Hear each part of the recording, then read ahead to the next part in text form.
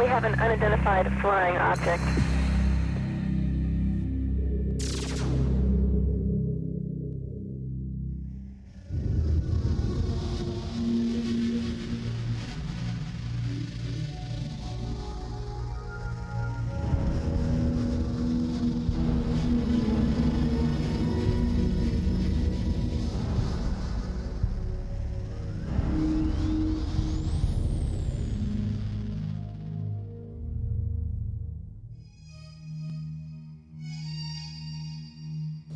Good evening, my fellow Americans. The sighting over Washington yesterday has alarmed many of you. However, please, do not... We close? Yeah, we're close. 2001 was a real space odyssey for me. Instead of flying on a spaceship to the moon, Jupiter, or beyond the solar system, I met Dan Aykroyd for the first time to talk about UFOs. That's when I knew I had to sit him down in front of a camera and just let him talk about the truth. Because if I didn't, no one would believe we had this amazing conversation. And one time I had this long conversation with Dan Aykroyd about UFOs, and I thought it was like Einstein was hiding inside of a comic genius, just so that if he told us the real truth, you wouldn't have to believe it. If Einstein had told us UFOs were real, would we have believed him? He never spoke about it. But Dan Aykroyd speaks about UFOs as if he were a full professor on the subject.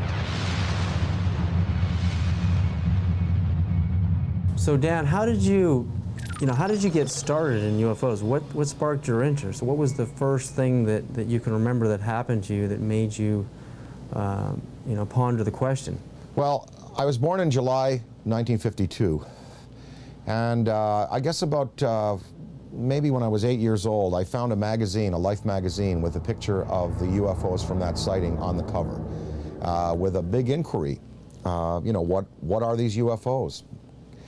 And so that kind of started it as a kid, and I asked my parents about it, and they actually couldn't tell me what they were because they didn't know. They knew there was some mystery there. Then I saw The Day the Earth Stood Still as a kid, and that was a film that directly related to maybe some of the motives for visitations from other planets. And it certainly seems accurate today if you look at the way mankind in the last 100 years has basically started to turn this planet into a cinder. 3-4 holes in the ozone layer because of industrial production around the world, nuclear testing, wars. I'm just sure, just in theory, if there were another species in the universe monitoring us or near us, they would be very interested in what we're doing to this planet, to this planet's atmosphere, and to possibly neighboring bodies. So there would be a concern there. And I think that in terms of the extraterrestrial machines that are coming and going, that may be a part of their motivation. We've just had a rash of sightings all over the planet, and we've got Iran and Turkey and Mexico. It seems like we're being invaded by UFOs. Let's talk first just about what's actually happening out there. Well, recently, the most dynamic sighting that we've seen, because it's corroborated by an actual government, is the sighting that took place over Mexico recently, where a drug surveillance twin-engine turboprop plane was at altitude, taking pictures of possible smuggling routes, and they photographed with their infrared cameras 11 unidentified objects. Some of them were in pairs and in threes, and of course, these were objects that couldn't be seen by the naked eye, but were visible on the infrared cameras. Well, the United States Air Force, after the news appeared in America, and it was covered on CNN and Fox. The footage was shown on Fox. It was shown on CNN, and in the Valley Daily News on the front page had a big headline, UFOs with a question mark, and it had pictures from that sighting. And of course, the United States Air Force had to respond, and they said it was swamp gas. So I don't know whether swamp gas is not visible to the naked eye and visible on infrared, whether it comes in multiple balls, whether swamp gas is capable of doing a complete circuit around an aircraft and then taking off at high speed and right angles into the sky. If it is, then maybe it was swamp gas. But somehow this seems to be a legitimate one, because the Mexican government decided we want to release this to the world. And this follows on the heels of the Belgian general who revealed some F-15 footage years ago of his Air Force planes chasing objects that were exceeding them in speed by twice again what his planes were going at. The French government, over the last couple of years, has released a comprehensive study on the UFOs. The Soviets have been, since the 1950s, engaged in numerous studies about landings, abductions, and the sightings. So we do have legitimate government inquiry going on. And in fact, as anyone in the field knows, the United States government for years has been covering this issue because they were compelled to cover it, because of Ken Arnold's sighting, because of the sighting over Washington in July '52, just after I was born, the famous shot of the V-shaped lights over the Capitol and over the Coast Guard station. So the government initiated originally, I believe it was, there were Project Sign, Project Grudge, the Condon Report, Project Blue Book, and then they engaged J. Allen Hynek. So, the French, Belgian, Mexican, Iranian, and Turkish governments are not the only ones who address this issue. Our good old USA government has, in fact, seen the necessity to put people's fears or concerns at rest. And as anybody in the field knows, these studies went on, and these studies revealed that, most of the sightings could be explained through conventional means, as either hoaxes or weather climatic things, but many of the sightings were unexplained. And so therein is where lies the mystery in all of this.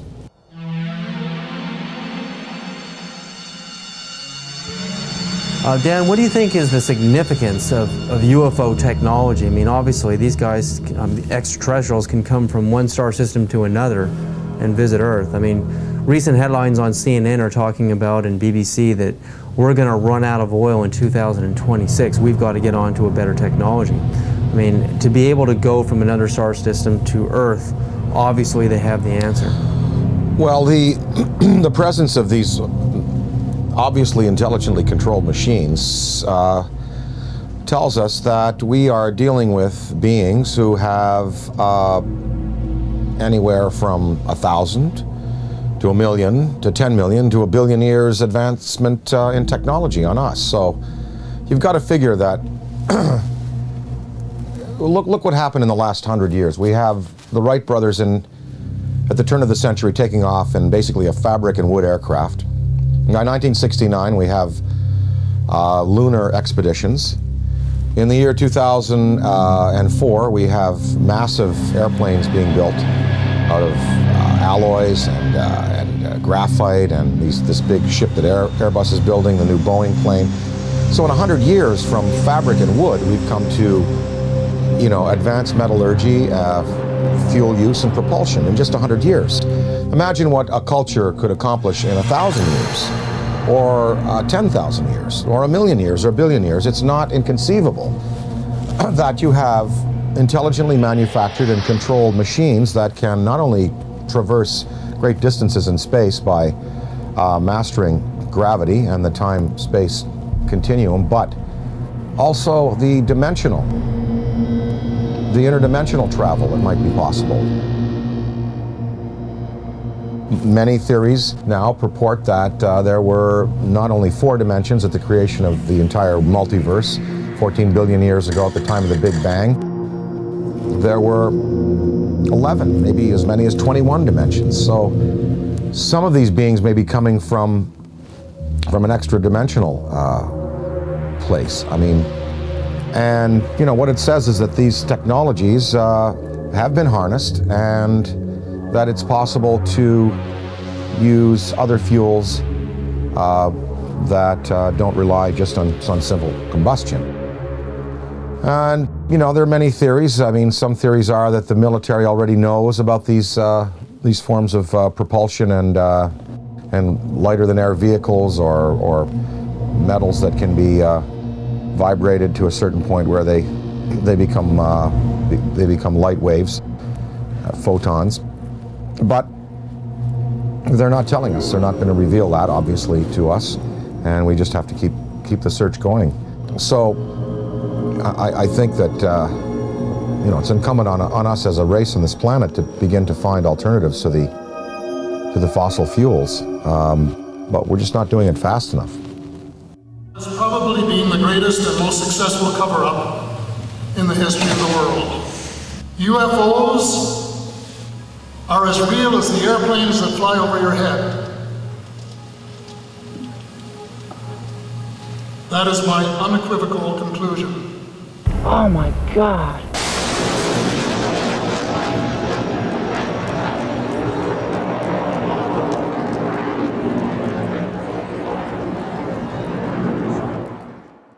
The Avro Arrow story, Dan, I mean, you appeared in a movie about the Avro Arrow story. Canada broke the sound barrier. Diefenbaker dismantles the whole aerospace program in Canada, and all the engineers are hired by NASA and Boeing down here, and we finally break the sound barrier. But in Canada today, we have another scientist, Canadian scientist John Hutchison, is using wave induction, using Van de Graaff and Tesla coils and radio. On a 75-pound cannonball, we can see this huge cannonball levitating in the air. I mean, Boeing, NASA, Lockheed, all of these defense contractors are going up into his lab in Canada and trying to understand how this thing works, because the next person or the next country that figures out true anti-gravity propulsion systems is going to be king of aerospace on this planet. The Hutchison effect incorporates radio frequencies, Tesla frequencies, and high electrostatic energy to create a type of levitation effect where it can move a 75-pound cannonball of steel or brass bushings, water, wood, and other objects into the air. Are we doing enough in our universities, in our research labs? Are we putting enough money into this kind of a research? And what risks are we willing to take if universities in Beijing and China and Russia, they're actually going into the UFO phenomenon in their universities? But here in America, mainstream science, mainstream physicists laugh at the UFO phenomena. I mean, what do you think about that? Budgets are tight all around the world, and as far as putting money into the study of alternative technologies, of funding research by people like Hutchison, the money is just not there. I mean, if you look at NASA, NASA is getting chopped back because the funds that are flowing through government now are focused on the war in Iraq and other things. So we don't even have the money to keep up conventional space exploration, development of metallurgy, fuels, ion drive systems. So I don't see any government in the next 10, 20, 30, 40, 50 years really putting the money into the kind of research that's needed to develop these alternative systems and to perhaps study what is driving these intelligent machines from somewhere else. Now, of course, that's on the visible side of things. We're hearing a lot about these special access programs where congressional money is approved by a very narrow slice of the membership in the legislature and given to the military to do basically carte blanche what they want with. So there could be a black military program that is producing what people are referring to now as the big black deltas, which are these huge black triangles that are being seen all around the world. The big black rectangles, which are also being seen all around the world. So maybe they look a little like this. The F-117, they look a little like the B-2 bomber. Maybe these are special access programs that have been applied to alternative technology and energy and are really practically at work today. But I don't see them revealing the sources of these programs nor their applications right now. Okay, I worked in the U.S. space program for 36 years, I was a contractor employee, first working for McDonnell Douglas and then ending up working for Boeing after McDonnell Douglas was purchased by Boeing. I started at the end of the Mercury program and then worked the whole Gemini program. And during Gemini, I was responsible for the design of the equipment for the life support system. And so I had a distinct interest in keeping astronauts alive and having successful equipment. During the program, when we were flying the Gemini spacecraft, my interest in UFOs became very real.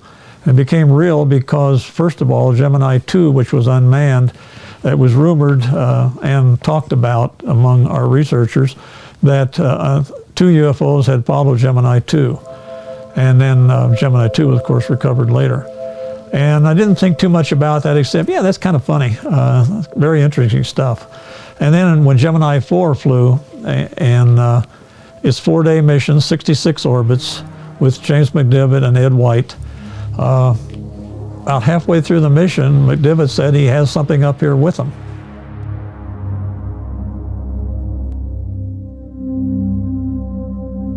Astronaut Gordon Cooper is an American hero with a log of over 222 hours of manned spaceflight.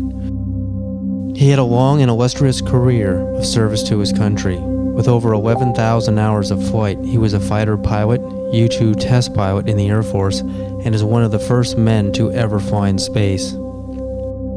He orbited the Earth 22 times in Phase 7, the last of the Mercury missions, on May 15th and 16th of 1963. On August 21st of 1965, he orbited the Earth again on Gemini 5 and remained a backup for Apollo 10.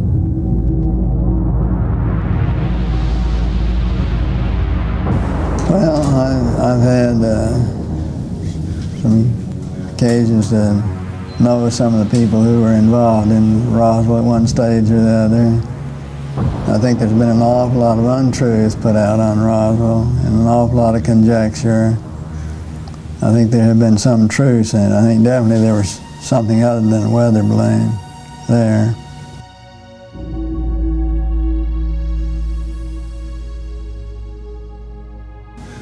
Very likely. I'd like to think they reversed engineered it and did something with it, you know, did some benefit with it, which would be the logical thing to do, but I have no way of knowing whether they did or not. Within hours of the crash at Rossville, U.S. General Nathan Twyman designated the visitors as enemy aliens. It appears from his book that Colonel Corso agreed with that assessment, and that it has remained as official U.S. policy ever since. At that time, however, it was an enemy, quote unquote, about which the U.S. could do nothing, because the visitors were so technologically superior. That led to the recommendation that the discovery be treated with the utmost secrecy, to the point that the crash at Rossville didn't happen and that UFOs don't exist. The rationale was that the ordinary public couldn't cope with the news and might easily panic. Area 51, Dan, I mean, we hear stories from Bob Lazar, we hear stories about alternative space program theories, you know, we're building UFOs and reverse engineering UFO technology since the saucers crashed at Roswell and the plains of St. Augustine, and we have reverse engineered that technology today. That's the theory, and NASA is just a smokescreen program. If we really have true anti-gravity technology today, why aren't we using it in our military? Why isn't it evident in the war in Iraq? Why don't we use it to demonstrate superiority on the planet? And if not, if all of this is just conspiracy theory and we really don't have this technology, again, are we willing to take the risk of losing air superiority on this planet by letting the Russians or the Chinese or some other country, even the Middle East, actually engineer this kind of UFO technology and conquer the world? Are we willing to take that chance? Well, I think, as far as military applications, maybe they are being used already. Maybe We don't know. Maybe they're being used in a surveillance capacity. As far as weapons that could be associated with such vehicles, one would have to think that if the propulsion system is as sophisticated as it would need to be to have these vehicles just hover, stop, noiselessly take off at right angles, do 3 to 5 to 6 to 20,000 miles an hour, one would think that the military application would then take the form of, rather than rockets and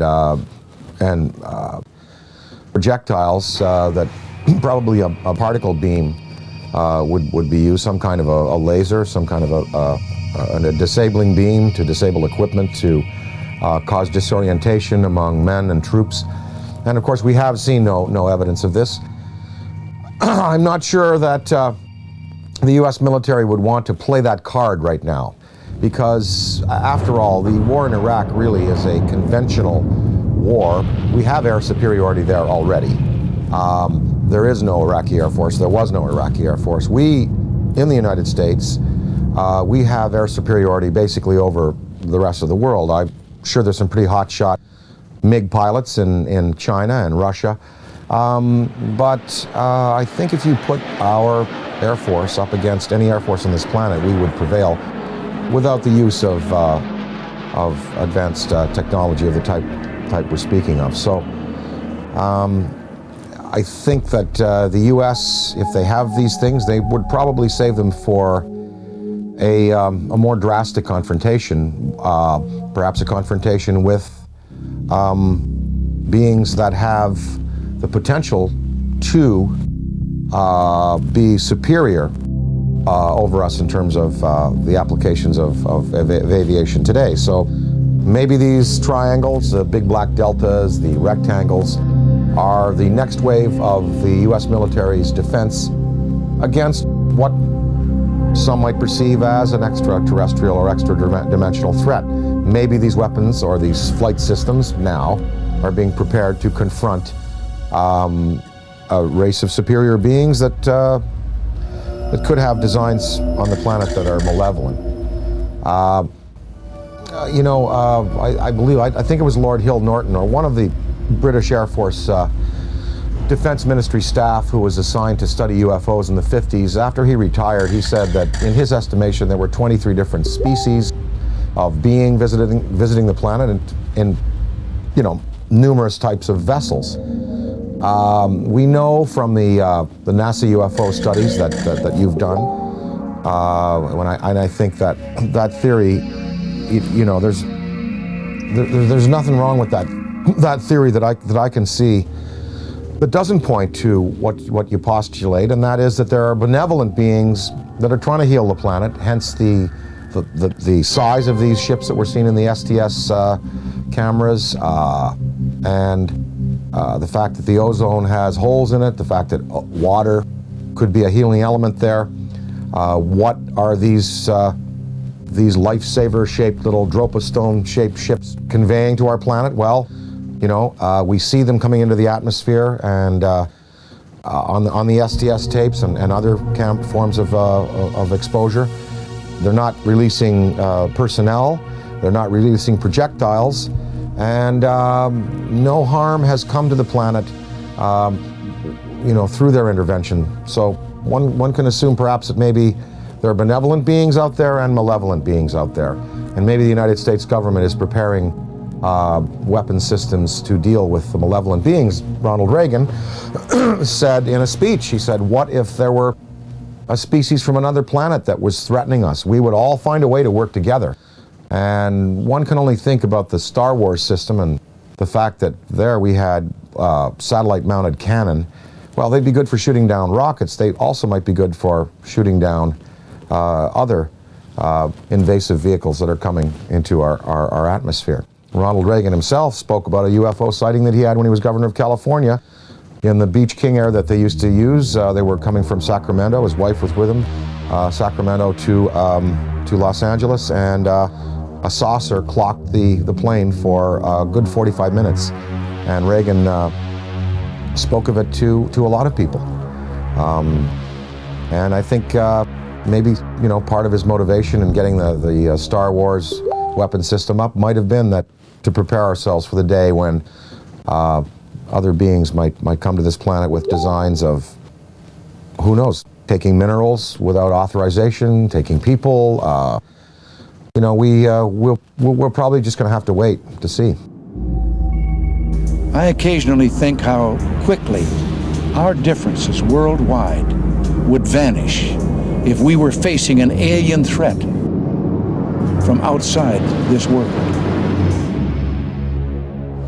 Colonel Corso makes it clear that the Reagan administration's Strategic Defense Initiative, appropriately dubbed Star Wars, was primarily designed for use against the alien intruders.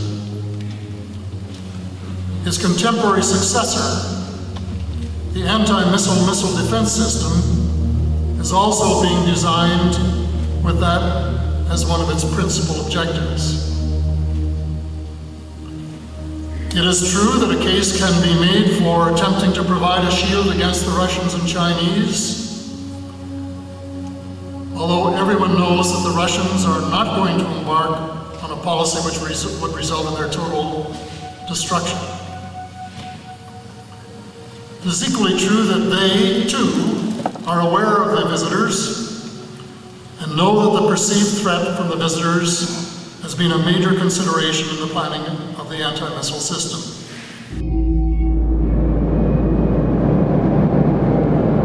And the incident in question, as at least from my perspective, almost ignited a nuclear war, and that was 5 unidentified objects were picked up on radar coming in over the Pacific Northwest, Northern California, Southern Washington, Oregon area. As these objects approached the coast, Strategic Air Command went on a alert. We were in a defense condition, or what is referred to as a DEFCON, Defense Condition 3, which means that the nuclear forces were ready, but they weren't on a ready stated alert. We elevated that to Defense Condition 4. Defense Condition 5 is launch. When we went on our alert, the Russians were also monitoring our nuclear armed forces as we were theirs, and so they knew that our bombers had gone to fail-safe. They knew that the launch codes had been given. They also knew that the hatches on the ICBM missiles had been removed and that we were getting ready to do a launch. I know that Nixon, President Richard Milhouse Nixon, picked up the phone and called the Kremlin. The White House notified the Kremlin that these objects were not, and I repeat, not a preemptive launch by us, that they too, the Russians, had been tracking these objects as they came in over the Bering Sea.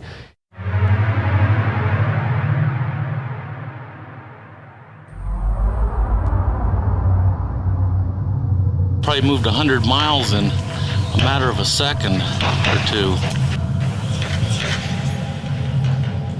When we look at alien abduction, I mean, the idea of a human being being taken and having an implant inserted into their body, I often think of how biologists, how we tag whales. You know, we put a chip on a whale and we can track them via satellite, and also how, you know, we go into a frog's pond and we pull out the frog and we spread it out on the table. Remember in biology class we used to do this, and, you know, stick the little needles in his legs and cut them open.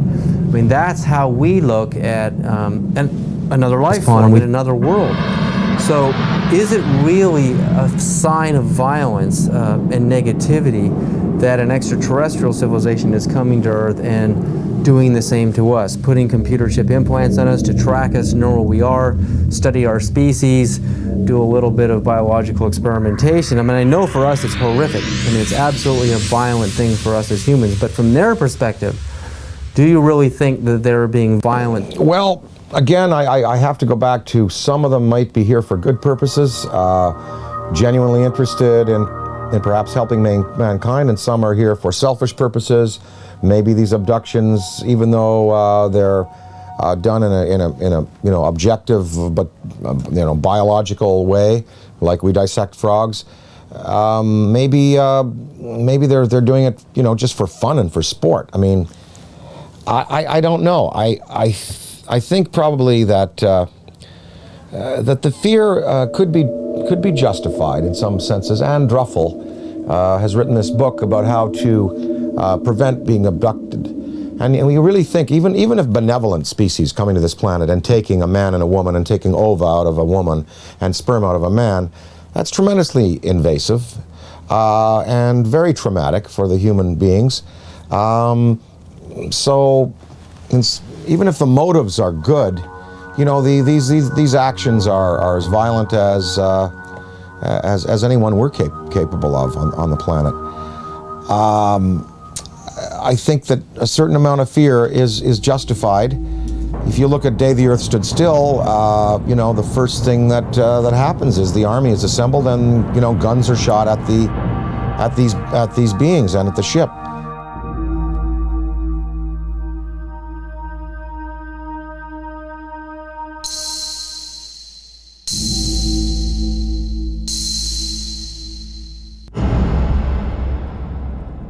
I addressed the question to Dick Cheney because I say the most important question to put to any high-ranking official is not what do you think about UFOs or have you seen one. The most important question is, have you ever been briefed on the subject? Did someone walk in your office and tell you what's going on? Because if someone walks into the president's office or some high-ranking official and briefs him on the subject of UFOs, it is for real. It's not imaginary, as the government has been saying for 60 years. So I asked Mr. Cheney, this is 3 months after he became the vice president, I asked him on the air, and this is still on Diane Ream's archives, Mr. Cheney, in all your jobs in government, have you ever been briefed on the subject of UFOs? And if so, when was it and what were you told?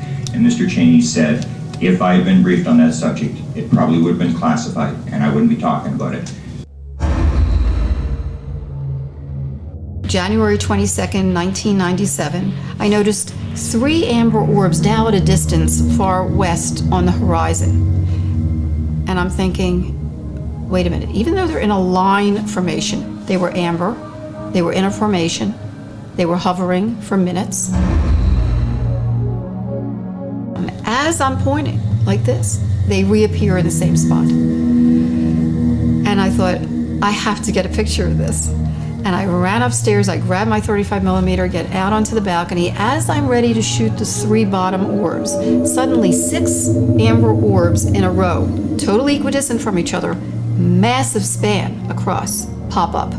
On March 13, 1997, over 10,000 Arizona residents witnessed the single most spectacular UFO sighting in the 20th century. Headlines surged the nation, and Arizona residents demanded answers from military and state officials. A mile-wide UFO was seen from as far north as Flagstaff, Arizona, and then the giant triangular UFO hovered above the great city of Phoenix, Arizona, where Dr. Lynn Kitai shot this amazing videotape.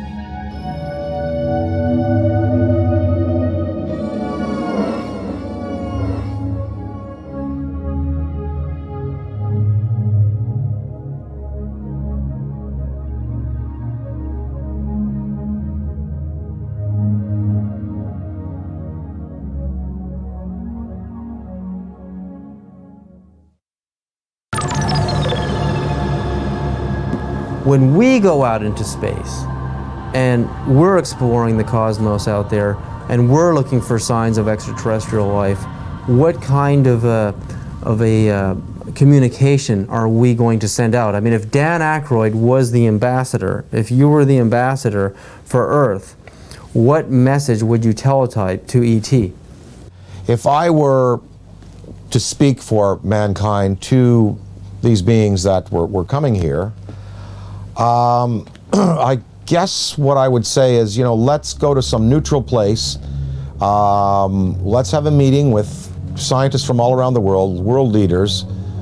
Let's sit down and basically have a sort of a forum with you, the extraterrestrial or extra-dimensional beings. Let's sit down and kind of get to know each other. And, human instinct is pretty good, and I think it would almost like be a sort of a G8 style kind of summit with world leaders, scientific leaders, and these beings, and you'd sit down with them and you know, after about a week, or even a couple of days, or maybe a few hours, you would really sort of get a sense of what they're up to. But of course, you know, childhood's end, Arthur C. Clarke's great story.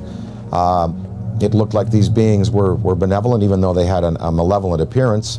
And in the end, we find out that they meant no good for our planet. So I think it's important that some branches of the military and police be briefed on these in a very real sense, and be told, you know, they are real, people are being abducted, there is mind control in play here, and that we do have to be vigilant. Now, if we knew that there was a purely benevolent race, like if something happened in Iraq where all of the electronics went out in the American military and all of the insurgents' rifles jammed, or we saw all of the polluted waters in North Carolina from the pig farming completely healed overnight, and different signs like this, then we would know we're dealing with a benevolent species, and then we could really be open and welcome.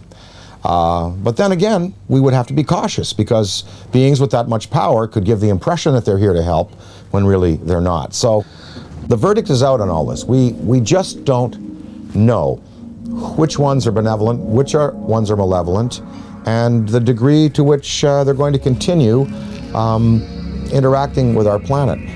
But what would really help is if the United States military and police and government open it up to their staffs and say, look, this is something we really do have to consider, because, you know, maybe the defense, the survival of our species could well be at stake.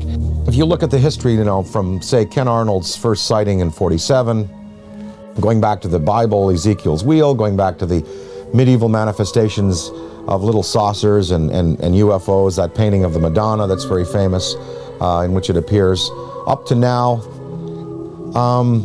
there have been no mass murders by these beings. There's been no mass destruction of cities, but hundreds of thousands of people have been taken out of their lives, subjected to surgical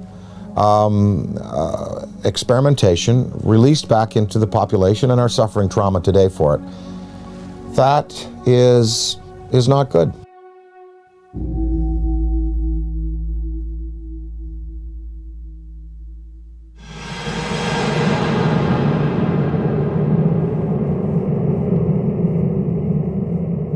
The idea, I mean, like in the movie Close Encounters of the Third Kind, the meeting on the dark side of the moon in Devil's Tower, Wyoming, I mean, it seems like the logical thing to do. I mean, we have a communication, a teletype message, we have a place, a location, and a time, and we isolate it from the public until we know it's safe. I mean, we check each other out. I mean, this seems like the most logical thing to do, you know, even rather than meeting on the White House lawn. I mean, this is the way we would like it to happen. But that doesn't seem to be the way it's really happening. I mean, these extraterrestrials don't seem to be so interested in doing things politically the way we do things on Earth. They're picking certain individuals to contact. They are zeroing in on those individuals. But now, I mean, there are so many sightings going on all over the planet. I mean, it's just amazing. I mean, Iran, Turkey, Mexico, Venice, California, Sonora, California, Texas, Death Valley. I mean, the reports are coming in every other day now.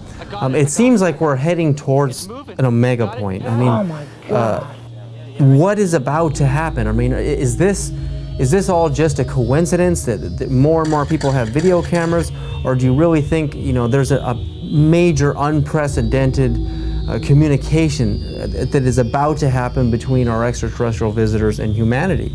Or again, is it the video camera question? More camcorders? There are definitely more video cameras out there, and definitely more sightings, and definitely more credible witnesses. You know, the biggest thing in ufology in the 60s was Herb Shermer, the Nebraska Highway Patrolman, who was at the Ashland Oil tank farm out there in Nebraska, and he writes in his diary, you know, soft flying saucer, and then under hypnosis, turned out that he was taken aboard and informed of their intentions. Barney and Betty Hill. I mean, these were the key cases. Shermer, Barney and Betty Hill, the Pascagoula incident, Travis Walton. Now There are hundreds of cases like this. And I think that because it's in the consciousness, because we have, you know, a poll saying basically half of the world believes and half doesn't, we're reaching a point where, as Stephen Bassett talks about his time clock, it's like the nuclear time clock that we had in the 50s before we blew the world, you know, before we blew the world up. The theory that once the hands got to midnight, that's when all the nuclear weapons in the world would be discharged. Well, we've stopped that nuclear clock, thankfully. But as far as the UFO clock, he says we're 1 minute to midnight now, meaning that in a minute to midnight, something really, really spectacular is going to happen. Now, whether that's a mass appearance, whether that is, you know, come over to the Yankee Stadium during a game, I think possibly the next, maybe even in the next 5 years, we're going to have occasions like the one I experienced in upstate New York in the mid-'80s when I woke up in the middle of the night and I said to my wife, they're calling me, I want to go outside, they want me to come outside and see. She said, who? Something outside wants me to come out and say, oh, just go back to bed. I went back to bed, but in the next day in the media, in newspapers, in radio, all over upstate New York and Ontario and Quebec and Vermont, people spoke about this urge they had to go out of their houses at 3 in the morning and look up into the sky. And 12,000 people shared this urge. And they went out and it was a big, big news story. And of course the Air Force said that a Chinese rocket had exploded over New York State. And what people saw was a massive, miles-high pink spiral in the sky above the Great Lakes. In Hull, Quebec, Canada, a few years afterwards, there was a story of several hundred people, almost 1,000 people in this community, Gatineau, north of Hull, Quebec, Canada, in the Quebec province, sharing this urge to come outside and look up into the sky, and they also saw an apparition. So there are going to be more of these mass sightings. And, you know, the day that 1 million people in Idaho at a rock concert or something see it, that is when you're going to really get the conventional military and police sitting down to say, well, it's time to throw the Brookings Institution report out and lay it open to the people and let the people decide, you know, what must be done in conference with our state leaders.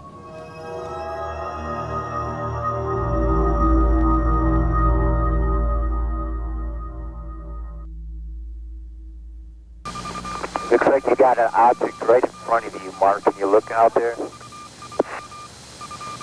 I'm not sure what you're talking about. Never mind.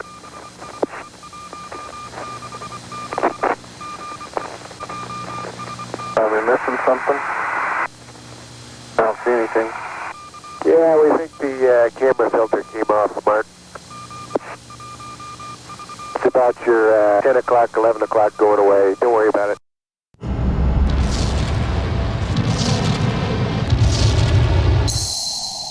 There have been so many celebrities, I mean, like people like David Bowie and John Denver, many people who have been interested in UFOs, but also in the idea of going into space. Would you train and go on the space shuttle yourself and conduct investigations into UFOs? And if you did that and you took an oath that stated that if you did discover something out there, that you would not share it with the American public. And if you knew you had captured on videotape actual UFOs from the space shuttle, would you break that oath and share the truth with the American public? Well, you know, first of all, I'm claustrophobic, so I doubt I'll go up into space. But if I were to go up into space, I would have to say, look, you know, what we see up there and what we find, you know, we're just gonna have to throw out that law. There's a law. According to NASA's Space Act, signed on July 29th, 1958, Section 102, Paragraph C, Subparagraph A, we read, information obtained or developed by the administrator in the performance of his functions under this act shall be available for public inspection, except information authorized or required by federal statute to be withheld and information classified to protect the national security. Would NASA consider contact with an extraterrestrial civilization a threat to national security? And if they did, would they classify it to protect the national security?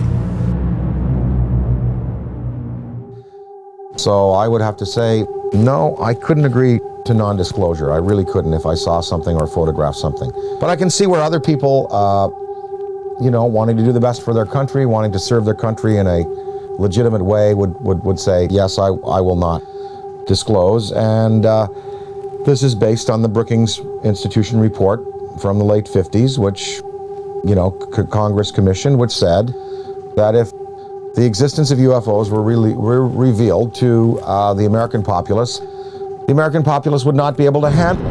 They would defy church authority, police authority, military authority, governmental authority. They wouldn't go to work.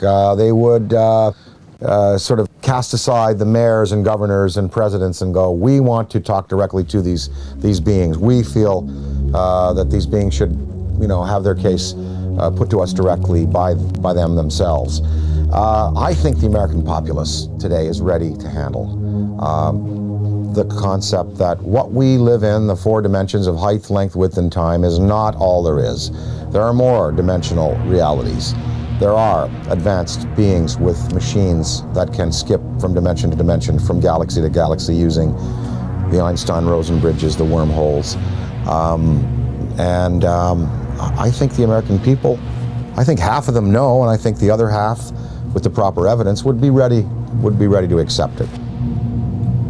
It's going to take a mass sighting for the U.S. government to finally say, look, we're going to come on side with France, Belgium, Mexico, Turkey, Iran, and we're going to tell the truth, and we're going to reveal what happened to Tom Mantell when he went up in his P-51, what happened in the Great Lakes when I believe it was an F-104, I believe, was scrambled over the Great Lakes in the 60s. What happened to him? You know, I think that that if you have that type of sighting, then there'll be no choice. Interdimensional travel. I mean, not just traveling through our dimension, but going into alternate dimensions, Dan. Would you, and if you could, a spaceship arrives in your yard, and you know you've got the barbecue out, and there's the steak on the grill, and they want you right now to come with them and go into another dimension, and to move forward and backwards on the timeline, to go forward in time and backward in time. If you could move forward and backward in time, are there any events in human history that you would interfere with, that you would change to alter the destiny and the course of humanity? Well, I wouldn't want to go back in time and change anything, because that would be a tampering that I wouldn't serve mankind well. Although there are many horrors, of course. Wouldn't you have loved to have caught Hitler as a 15-year-old and have him drown in a river?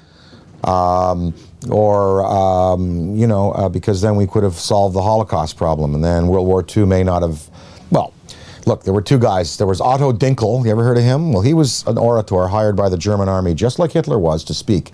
If Hitler died, maybe Otto Dinkel would have been the guy that would have gone on with this rabid anti-Semitism and wiped out 9 million people. Of course, one thinks of those things, but you don't want to go back in time and play with events, because, you know, where we've come to today and the improvements we've made in human rights and in regarding ourselves as sacred, they've come because of the bad things that have happened. Now, if I went into the future, I would want to see where this planet is 300 years from now. Did we make it? Did we make it? That's what I would like to know. I mean that from my knowledge of the world that I see around me, I think that it is much more likely that the reports of flying saucers are the result of the known irrational characteristics of terrestrial intelligence rather than the unknown rational efforts of extraterrestrial intelligence. Interdimensionality, again, if you could move forward and backward in time and meet any personality, any public figure, celebrity, or politician, or mystical figure, is there anybody that you would like to sit down with? If you could have lunch with them, or just sit down and talk to them and have a discussion, forward and backward in time? Oh, I'd love to spend an afternoon with Richard Feynman. Would love to sit down with Heisenberg, and of course, you know, Einstein, Niels Bohr, Max Planck. You know, I'd love to sit with the, you know, the particulate, you know, the quantum physics guys, because there really is the root of understanding how and why the world is the way it is, and the joy of these studies in antimatter that are occurring.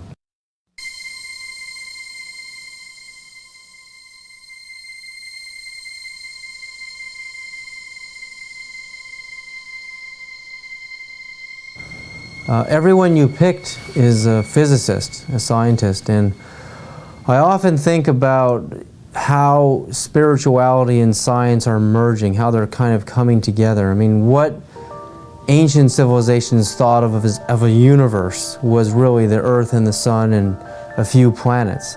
And now with the advent of the Hubble telescope, we can see that the universe is far bigger than the ancients had ever imagined. So while science and religion are merging on some ideas, in other areas they're just far off. But to make matters even more complicated, the idea of parallel dimensions or parallel universes, I mean, it's just getting so vast out there. How do you map a multiverse? You know, I've talked to some guys, they say that fifth dimension, sixth dimension, could be right here by my ear and could be a millimeter wide and a millimeter across. You don't, you know, because you're talking about, you know, dimensions that defy any kind of dimensional understanding.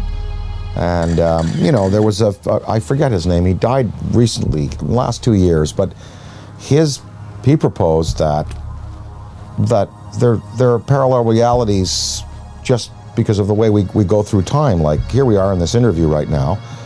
Well, what I said and what you said and what we all did 2 minutes ago still exists somewhere.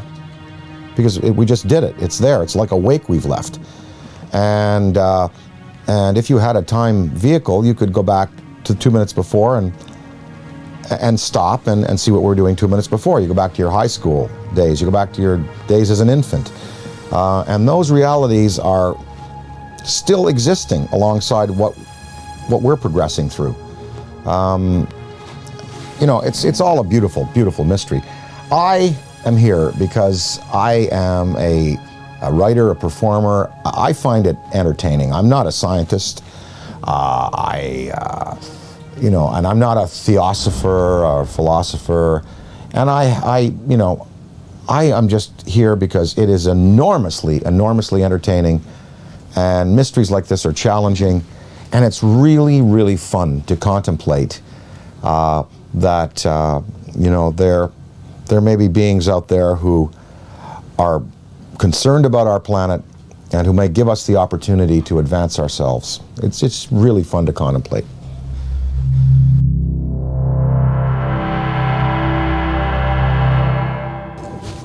All the physics that we know on this planet, quantum physics and conventional physics and metallurgy and you know, all of it, it can really encompass a theory of how these ships move. I mean, you've done it yourself, David, proposing, you know, that if you can convert, you know, a mass to a state of, you know, of photonic energy, then there is no mass anymore, and you're looking at pure light. You're looking at anti-gravity. You're looking at something that can be, you know, harnessed in waves. Well, what is the fuel? Well, people, you know, Bob Lazar talked about, you know, this element 115 that was put into these generators to boil mercury and to be used as gravity tractors.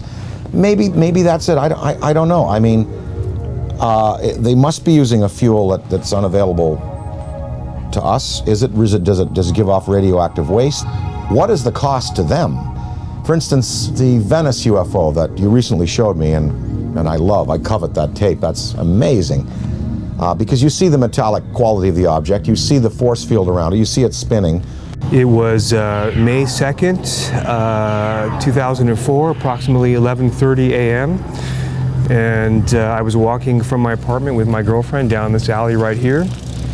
And we were just sort of walking this way, and I looked up over at those phone lines, and we saw something that we really couldn't make sense of. It was a very shiny, you know, metallic disc. So we turned the corner here, and this is basically where we're just looking at it. And we're pretty much like, okay, that's not a balloon or anything we're familiar with. So we sort of kept walking to the corner and just stared at it for a while until it hit me, you know, that this was really something. There was a man also looking at it, sort of a bystander, and he said, wow, do you guys see that? And that's when I realized all three of us were looking at something extraordinary.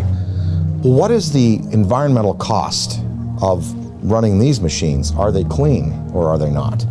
Is there some, wherever, you know, they came from, is there some place they have to go back to after their journeys are finished to dump whatever they've used up in terms of fuel, like we would a bad fuel rod in a reactor? That is a question I'd like to know. I'd like to ask is, you know, are you a clean burning vessel, or is there some cost that you pay like we paid for atomic energy? When we consider that it may be possible to take mass and reduce it down to zero, make it as light as a photon, we can start to approach this whole light speed phenomena from a whole new direction. I mean, we're going to be able to do this. This is the only logical answer. There are no fissile nuclear materials in the universe as we know it to produce the kind of energies in a steady stream that you need to get mass up to that speed. There are no fissile nuclear fuels that can produce 1 trillion electron volts all day long. And wormholes. Wormholes are even more exotic. The idea of, you know, bending and folding two spaces of space-time together and creating a shortcut wormhole to vector in between those 2 points, according to Kip Thorne, who wrote Black Holes and Time Warps, that the energy required for a wormhole is 100 million suns, the negative energy they put out for an entire year. There are 100 million suns in our galaxy alone. That means all of the negative solar energy coming from our suns in this whole galaxy, the total energy for a whole year is required to create a wormhole. Where has any extraterrestrial civilization or our civilization going to get access to levels of energy that high? It's never going to happen. That's why I've reversed the table here. I said, you know, you have to ultimately get frustrated with the idea of increasing energy en masse. You have to just, it's like banging your head against the wall and trying to cram it through the wall. You will never be able to do it this way. So the new way, as I propose, is to make this all possible. And when you consider UFOs coming in, stopping on a dime, and then accelerating and turning out into space, any Air Force pilot can tell you that stopping on a dime, the G-forces are going to throw you right through the walls. Yeah, you'll be crushed. And then sudden acceleration is going to do the same thing. It's going to destroy the body of the pilot. So this new approach and this new idea, I mean, this is just the inception, it's just the beginning, but I think this is really the only avenue that we can look down right now and the only way we can see solving this problem.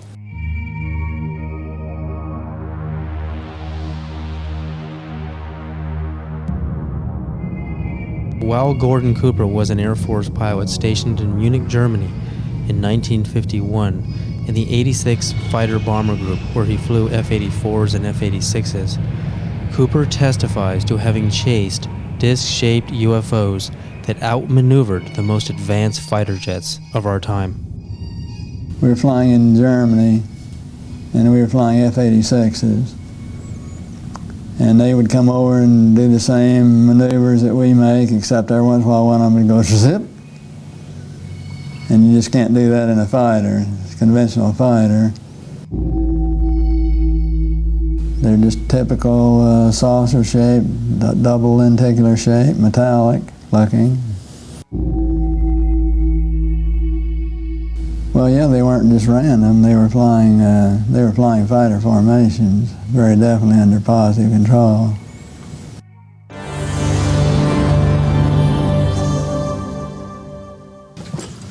I'm here to announce that the second annual Exopolitics Expo, X-Conference 2005, was concluded on Sunday, April 24th. This event was produced by Paradigm Research Group. 26 speakers and panelists presented to 450 attendees over 3 days. It was a unique event which focuses on the political, governmental, and social implications of extraterrestrial-related phenomena. It is produced by PRG as part of the emerging activist movement seeking to end a government-imposed truth embargo regarding extraterrestrial-related phenomena.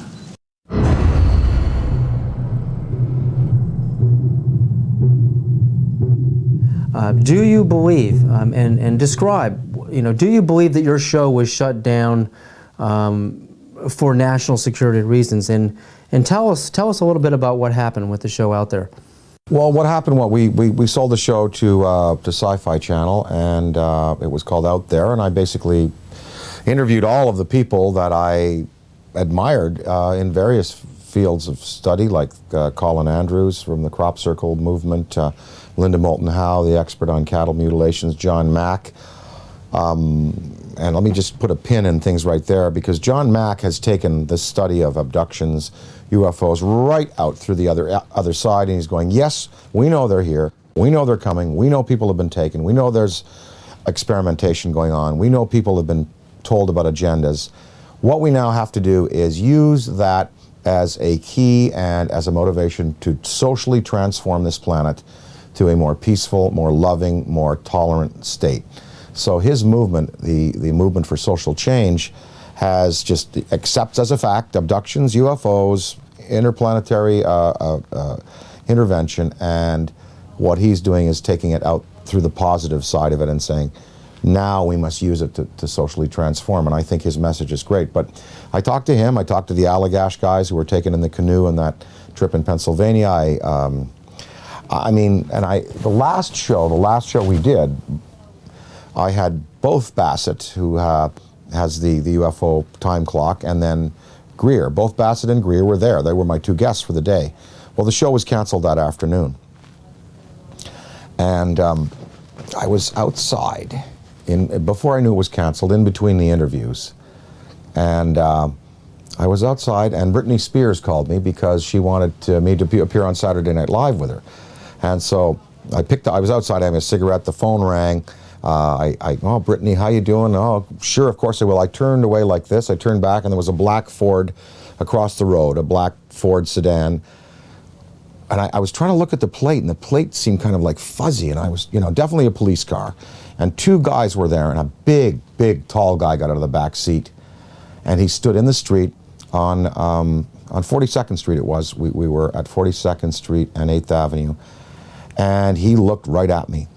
And literally, I was on the phone. Hey, oh, sure, of course I'd love the show. Saw the Ford, went back like this, turned back like a half second later, and it was gone. And that car did not go past me. It did not make a U-turn, because I would have seen 42nd Street. I would have seen that thing take a U-turn and go away. That car vanished. That car was a cloaked vehicle of some type. And whether this was like a warning to me, because the guy got out of the back seat, gave me a real dirty look. That car vanished. I know what I saw. And it was just this fast. It was, oh, hi, Brittany, sure. Oh, of course, I'd love to. Guy gives me a dirty look. Oh, well, sure. Car gone. That's what happened. And then 2 hours later, we were told we were not to continue taping, and the show was canceled, and none of them would air. I don't know. I don't know. Was that an MIB experience? Black helicopters, military abductions that happen. Sometimes people are taken, and they talk about then being visited by military personnel and debriefed about their abduction. Was it a technology associated with some of these beings that are visiting that wanted to warn me off, or that wanted to give me verification that I was on the right track? I don't know. But I do know I did turn back a second later, and it takes so long for an automobile accelerating from 0 to 40 miles an hour to reach the corner of 8th Avenue and 42nd Street going past me, and then pulling a U-turn and going out towards Times Square. I would have seen that car. And I looked around. I was looking for that then. It was gone. So I don't know. The tapes exist. I have them. We're going to try to repackage them. We might put them out on DVD.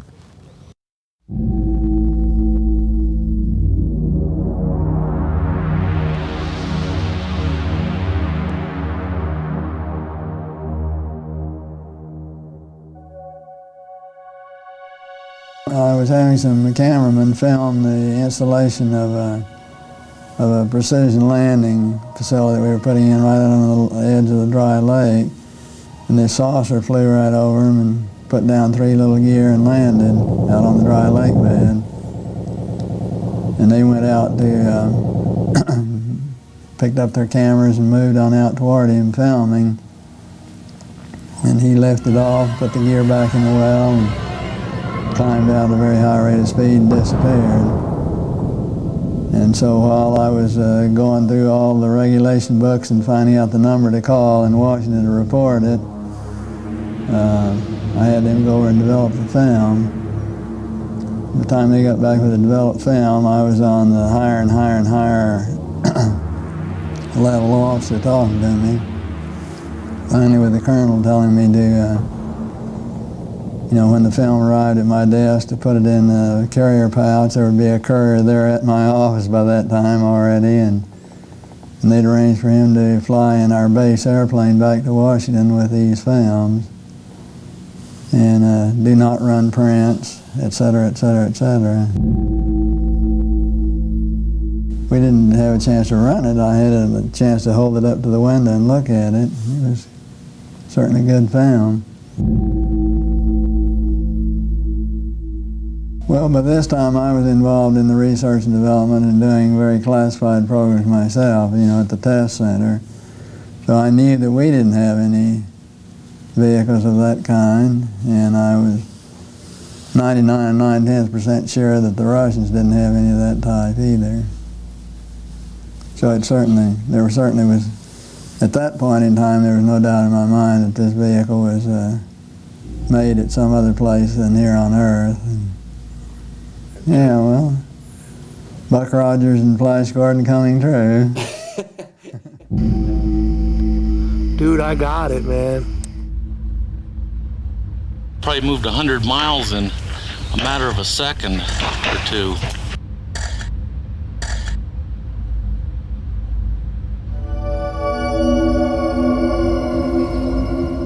In July of 2002, right here in the Washington, D.C. area, there was yet again a airspace jet chase by 2 F-16 jet interceptors,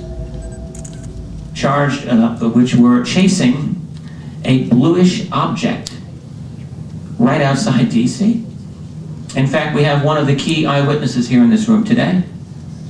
This received some play in the Washington Post and a little bit of mainstream media, then of course fell into the black hole of the media, never to be discussed again. What were these objects that were able to outperform F-16 interceptors in a post-9/11 America? What is going on? And what are the consequences, or the potential consequences, in the event that we should shoot down a few of them? A related question that I have been asking myself is, to what extent are they really an enemy? What crimes have they committed against humanity? They have certainly upset the military by flying over their most secret installations, by shadowing their planes, and by buzzing their astronauts. The Army shot 1,430 rounds of anti-aircraft fire at the UFO between 3:12 and 4:15 a.m. Army Chief of Staff General George C. Marshall wrote a top-secret memo to President Franklin D. Roosevelt that the U.S. Navy recovered an unidentified craft off the coast of California. The retrieved craft was in fact not earthly and in all probability of interplanetary origin. I mean, to me, what this is all about is not just, looking up in the sky and saying, wow, there's another UFO, yet another sighting. I mean, it's about exploring the phenomena. We have to get past denial. I mean, everyone is stuck at denial. I mean, mainstream science says the phenomena is not happening, and they don't take it seriously, and they try to sweep with them half the world. But over 50% of the American population, according to polls, believe in the UFO phenomena, and the government just buries it. Well, there's some media that are guilty of trying to suppress, and there are some media that are just throwing the story out there. Now, this Mexican sighting, we had coverage on Fox, we had coverage on CNN, and in the Daily News in the Valley here, we had a front page article, you know, with the pictures and UFO, big question mark, and I mean, they were treating it. I think increasingly now, the media has to take into account that this is a reality. And I think, again, go along with the theory and the feeling that John Mack has, we you know, let's get past the debate whether they're here or not. Yeah. Let's start to analyze who they are, how many of them are there, what kind of systems they're using, what their intentions are to us here on their planet, and can we utilize this knowledge to better ourselves as a species.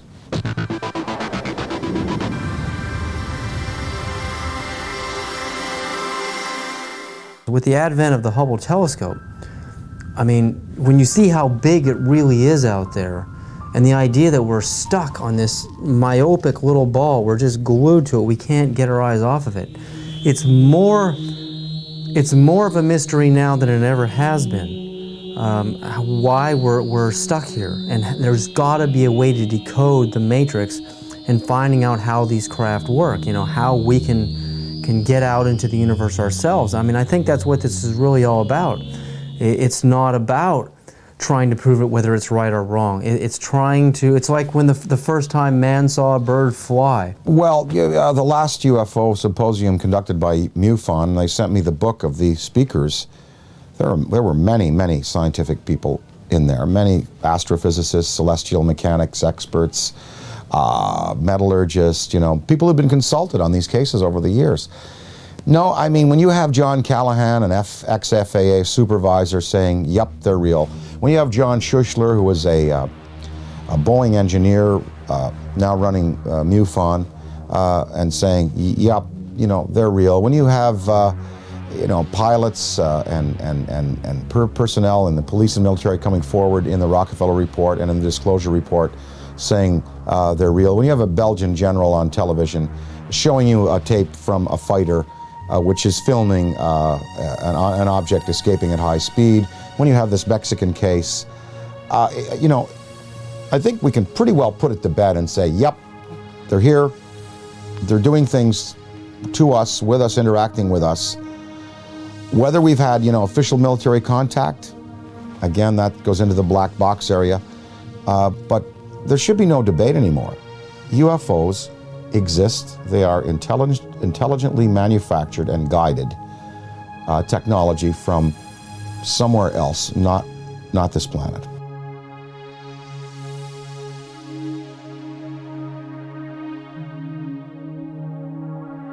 While human beings can only see from red to violet wavelengths of white, the infrared and ultraviolet spectrums are invisible to humans. I quickly learned that NASA uses special video cameras that are capable of seeing into these invisible spectra. The tether has broken and is going away from us. Get it on the TV, Claude. Please get it on the TV. After the 12-mile-long tether snaps, several days later on an orbital pass, the cameras find something that should not be there. In the NASA STS-75 tether incident of March 1996, we find NASA using ultraviolet light-sensitive video cameras. This is where some of the largest UFOs ever caught on videotape have been captured.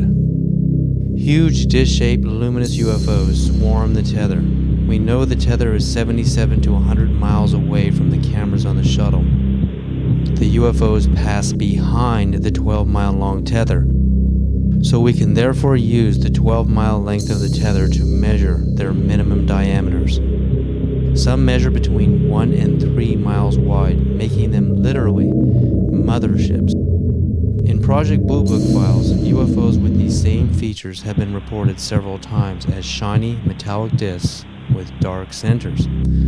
Specifically, in the invisible infrared, Trevor James Constable, a retired World War II radar operator from New Zealand, has photographed many UFOs with the same features, translucent discs of light with dark centers.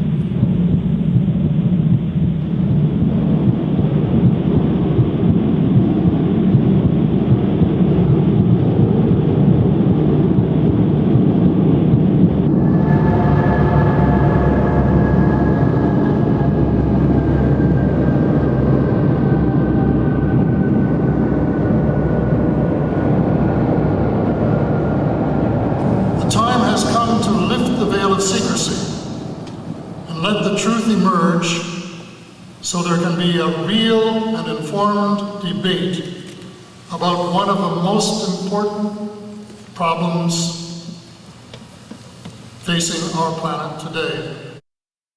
So how do people respond to Dan Aykroyd when he talks to them on a personal level about UFOs? You know what? It's interesting. When I talk to people, well, first of all, people ask me about it. They come to me and they say, oh, well, you know, we saw an interview, we heard an interview, they heard the thing on Art Bell that we did. They come to me and ask me about it. So it's not like I have to go out there and crusade and say, hey, did you hear about the latest Mexican case? They've seen CNN, they've seen Fox, they've seen the Daily News. They come to me and ask me about it, and I basically lay out, you know, my thoughts on it. I'd say half the people that I speak to about this have either seen themselves, heard about it from a credible witness, or are willing to accept. The other half, totally not. Harold Ramis, my good friend and collaborator, does not believe, will not accept until, you know, hard proof is presented to him in the form of, you know, something tangible. And what I've been able to do is just open people's minds a little bit and let them think about it. And of course, the greatest proof are the kinds of tapes that now exist, the kind of videos that exist.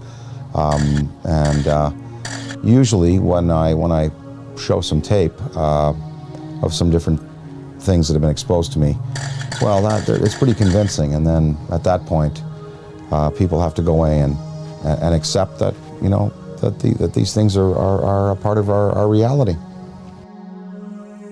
Well, what I'd like to, you know, what we'd all like to affect is some positive change in the world and try to help the tipping point where good tips to overflow evil in the world. I mean, you know, we know there's good and bad out there, yin yang, black, white, you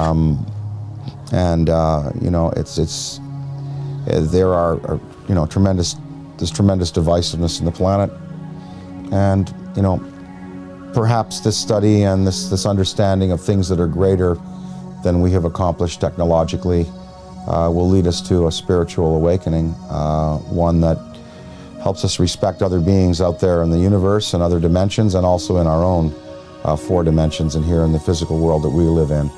The sacredness of human life, the willingness to get along a little better, to relinquish materialism and territoriality in favor of a more comprehensive worldview, in which we unite and we all feel the energy within us as part of a universal light.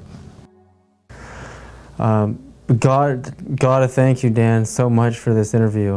I'm very grateful. I really believe you're one of the greatest minds in our world at this time. Thank you so much.